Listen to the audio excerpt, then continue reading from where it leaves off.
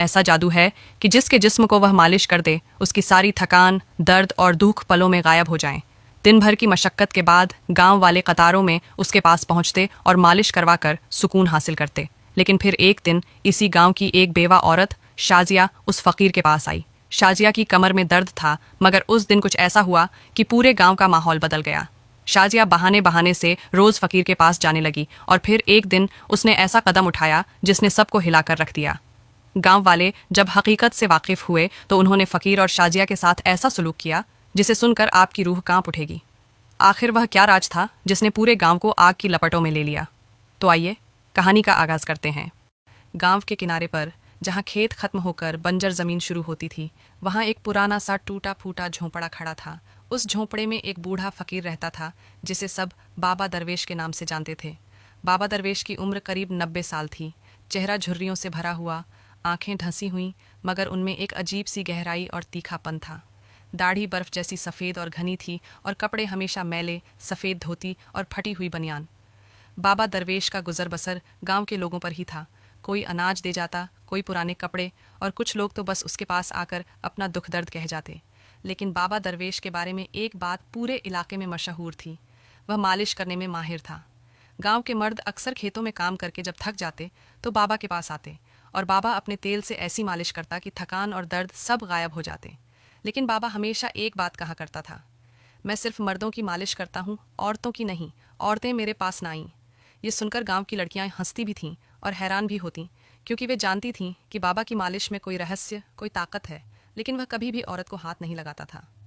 उसी गांव में एक औरत रहती थी जिसका नाम शाजिया था। शाजिया सिर्फ 30 साल की थी, लेकिन विधवा हो चुकी थी। उसका पति एक हादसे में मर गया था और उसकी कोई संतान नहीं थी। यही वजह थी कि गांव वाले उससे हमेशा दूरी बनाए रखते। औरतें अक्सर ताने देतीं, औलाद नहीं, किस्मत ही काली है इसकी, विधवा है, ज़्यादा बात मत करो, मनहूसियत फैलती है। मगर सच्चाई यह थी कि शाजिया इतनी खूबसूरत थी कि जो भी उसे देखता दीवाना हो जाता। बड़ी बड़ी आंखें, दूध जैसी गोरी रंगत, घने बाल और ऐसा शरीर जैसे मिट्टी के दिए पर गुलाब की पंखुड़ियाँ रख दी गई हों। शाजिया की बदकिस्मती यह थी कि उसकी खूबसूरती ही उसके लिए मुसीबत बन गई थी। मर्द उसे देखकर दिल हार बैठते, मगर विधवा होने का ताना देकर पीछे हट जाते। औरतें उससे जलतीं और बच्चे भी उससे कतराते। इस तरह वह अकेली जिंदगी गुजार रही थी। एक दिन की बात है, शाजिया सुबह खेतों में काम कर रही थी कि अचानक उसकी कमर में तेज ऐंठन उठी। दर्द इतना बढ़ गया कि वह सीधी खड़ी भी न रह सकी। शाम तक वह कराहती रही। गांव की औरतों से कहा तो सबने मजाक उड़ाया, अब फकीर के पास जा, वही तेरे दर्द का इलाज करेगा। यह सुनकर शाजिया के मन में ख्याल आया, क्यों न बाबा दरवेश के पास ही चला जाए। वह शाम ढलते समय अकेली ही वीराने की तरफ चल पड़ी। रास्ते भर सोचती रही कि बाबा तो औरतों को हाथ भी नहीं लगाता, फिर मेरा क्या होगा।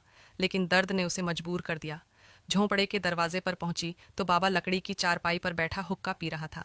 जैसे ही शाजिया ने सलाम किया, बाबा ने चौंक कर सिर उठाया। उसकी आंखों में एक पल के लिए अजीब सी चमक आई। सामने वह हसीन औरत खड़ी थी जिसे देखकर पूरे गांव के मर्द ठहर जाते थे। बाबा के बूढ़े दिल में भी हलचल सी मच गई। बेटी, तू यहाँ? मैं तो औरतों को हाथ नहीं लगाता, बाबा ने खुरदरी आवाज में कहा। शाजिया ने हिम्मत जुटाकर कहा, बाबा, मेरी कमर में बहुत दर्द है, मेरा कोई सहारा नहीं, गांव वाले मेरा मजाक उड़ाते हैं, आप ही मदद कीजिए।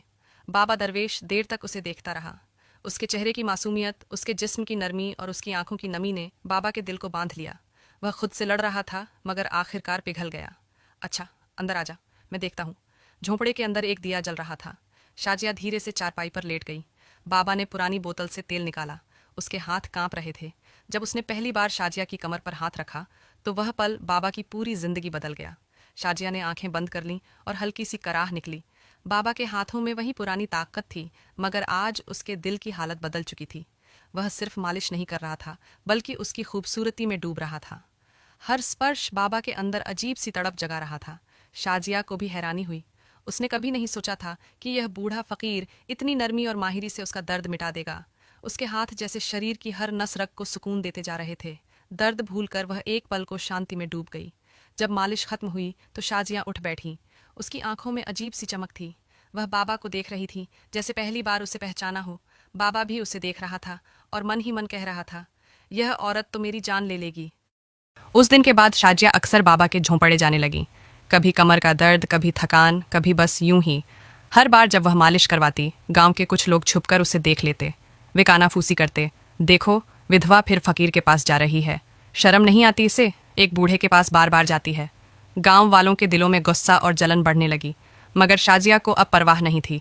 उसने बाबा दरवेश के हाथों में सुकून पा लिया था, और बाबा, वह तो इस हसीन विधवा पर दिलो जान से फिदा हो चुका था। बाबा दरवेश की जिंदगी उस दिन के बाद पूरी तरह बदल गई थी।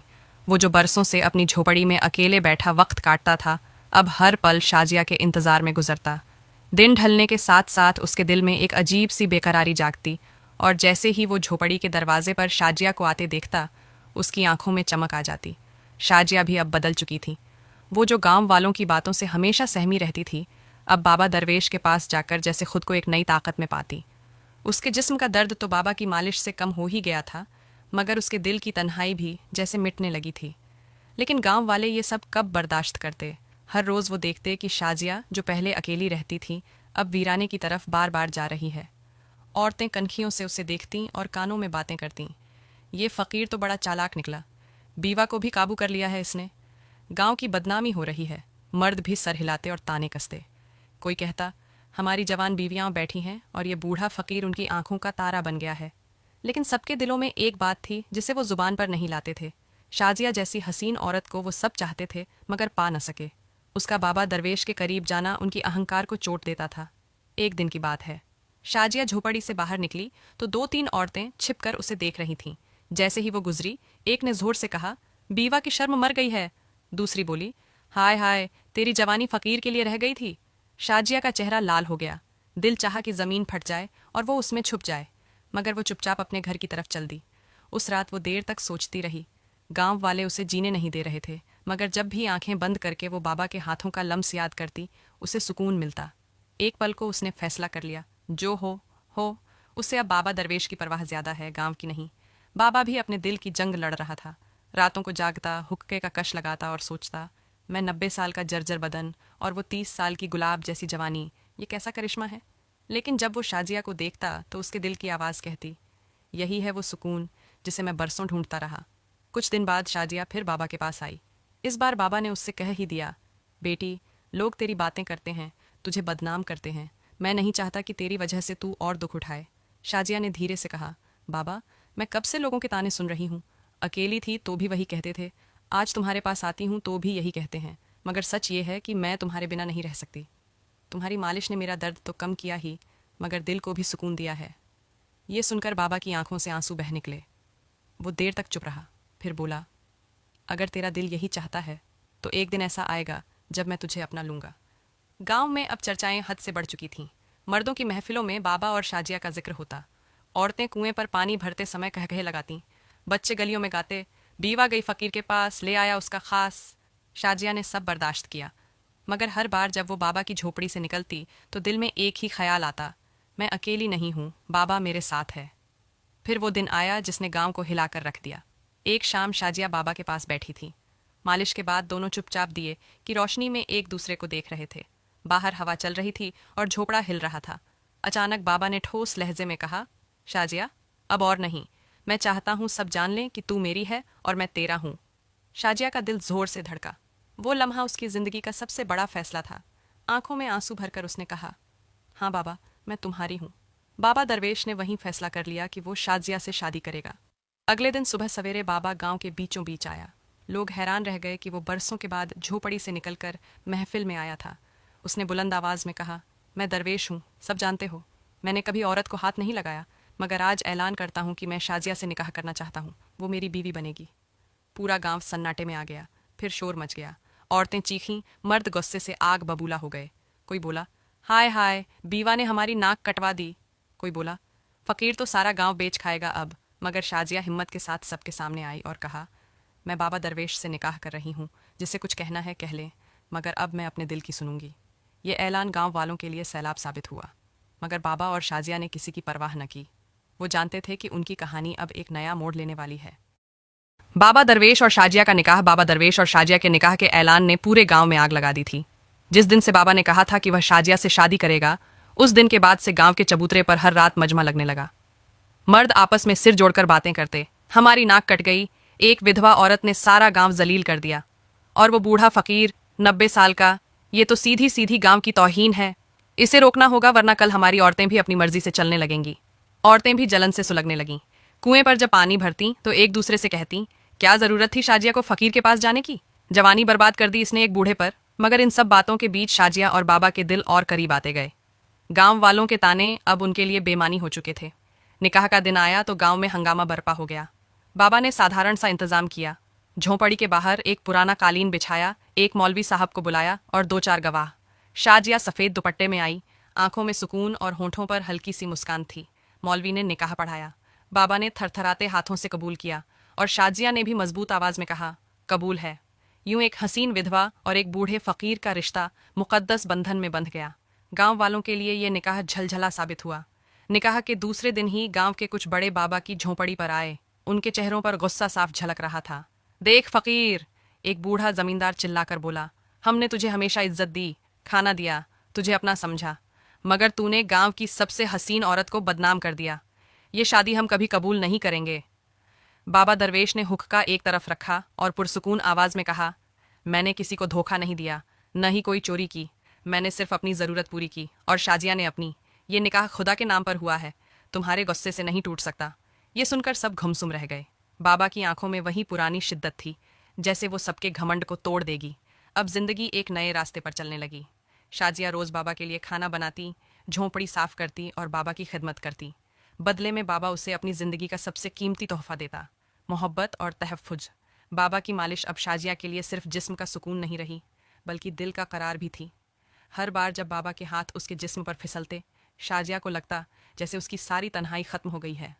वो सोचती, काश मैं बरसों पहले ही इस दरवेश को ढूंढ लेती। गांव वाले मगर बाज न आए। जब भी शाजिया झोंपड़ी से निकलती, वो कानाफूसी करते, ताने कसते। कुछ नौजवान तो हद से गुजर गए और एक दिन बाबा की झोंपड़ी के पास खड़े होकर आवाज़ें कसने लगे, ओ बाबा, कैसी है तेरी बीवी? जवानी का मज़ा आ रहा है? ये सुनकर शाजिया का दिल दर्द से भर गया, मगर बाबा ने उसे तसल्ली दी, ये दुनिया हमेशा बातें करेगी, लेकिन याद रख, जिस दिल को खुदा सुकून दे, वो दिल दुनिया की बातों से नहीं डरता। वक्त गुजरता गया। धीरे धीरे गांव के कुछ लोग नरम पड़ने लगे। उन्होंने देखा कि शाजिया अब अकेली नहीं रही, खुश है। उसकी आंखों में वही रौनक लौट आई है जो बरसों से गायब थी। कुछ औरतें दिल ही दिल में सोचने लगीं, शायद इसने ठीक ही किया, हम तो बस ताने देते रहे, मगर इसने अपनी ज़िंदगी बना ली। लेकिन कई मर्द अब भी जलते रहे। वो अपनी नाक कट जाने को कभी बर्दाश्त न कर पाए। एक दिन गांव के मैदान में सब जमा थे। अचानक एक लड़के ने सबके सामने कहा, हम बाबा दरवेश को गांव से निकाल देते हैं, उसकी शादी ने हमारी इज्जत खाक में मिला दी है। ये सुनकर शाजिया सबके सामने आ गई। उसके चेहरे पर वही एतबार था जो कभी बाबा के पास होता था। उसने कहा, तुम सब ने मुझे विधवा कहकर ताने दिए। मेरे पास न कोई सहारा था, न कोई साथ। जब मैं अकेली थी तो किसी ने मेरा हाथ न पकड़ा।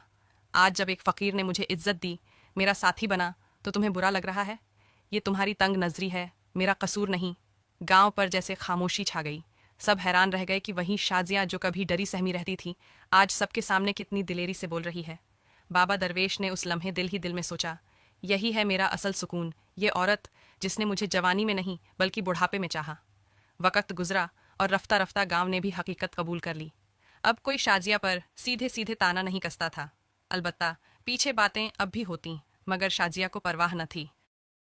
शादी के बाद बाबा की झोंपड़ी में अजब सी रौनक आ गई थी। पहले जहां सिर्फ वीरानी थी, अब चिराग जलते थे, खाने की खुशबू फैलती थी और सबसे बढ़कर हंसी की आवाज़ सुनाई देती थी। बाबा दरवेश अब बूढ़ा जरूर था, मगर शाजिया की मौजूदगी ने उसके अंदर नई जिंदगी डाल दी थी। वो कहता, मैंने आज जाना है कि मोहब्बत उम्र नहीं देखती, दिल जवान हो तो जिस्म का बुढ़ापा बोझ नहीं लगता। शाजिया हर बार मुस्कुराकर कहती, बाबा अब तुम सिर्फ मेरे हो। यूं एक विधवा औरत और एक फकीर की कहानी गांव की तारीख बन गई। लोग अब भी हैरत से कहते थे, कितनी हसीन थी शाजिया और कितना बूढ़ा था बाबा। मगर दिल ही दिल में सब मानते थे कि ये रिश्ता खुदा के हुक्म से जुड़ा था। बाबा दरवेश और शाजिया की मोहब्बत इस बात की गवाह बन गई कि असली सुकून दुनिया की बातों में नहीं बल्कि दिल की आवाज़ सुनने में है। इस कहानी से यही सीख मिलती है कि दुनिया हमेशा बातें बनाती है, चाहे आप कुछ भी करें। अगर आप अपनी खुशी के लिए जिएंगे तो लोग आप पर उंगली उठाएंगे, और अगर लोगों के डर से जिएंगे तो जिंदगी बेसुकून हो जाएगी। असली जीत उसी की होती है जो अपने दिल की सुनता है और सच्चाई के साथ खड़ा रहता है, चाहे पूरी दुनिया उसके खिलाफ क्यों ना हो। अगर आपको यह कहानी पसंद आई हो तो हमारे चैनल को सब्सक्राइब करना न भूलें, ताकि ऐसी और दिलचस्प कहानियाँ आप तक पहुँचती रहें।